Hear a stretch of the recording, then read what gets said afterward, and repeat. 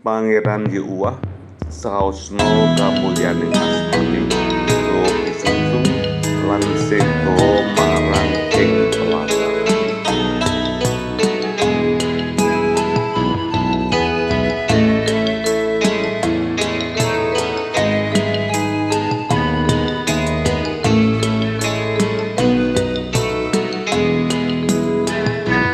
Daosno pisungsungmu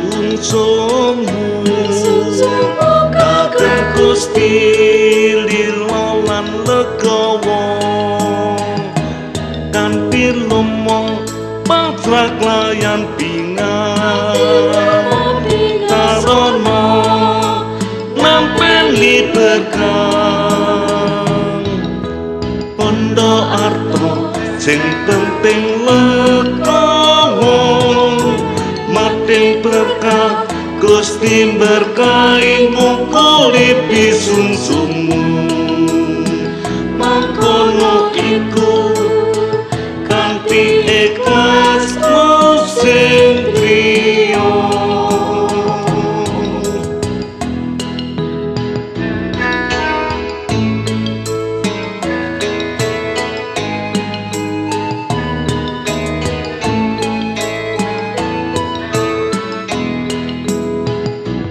Daosno pisungsungmu kagem Gusti lila lan legawa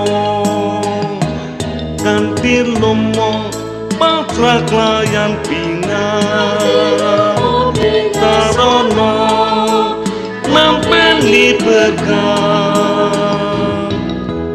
kondo arto sing penting legawa mating berkah Gusti berkahi ngukuli pisungsungmu mangkono iku kanthi ikhlas sing priya.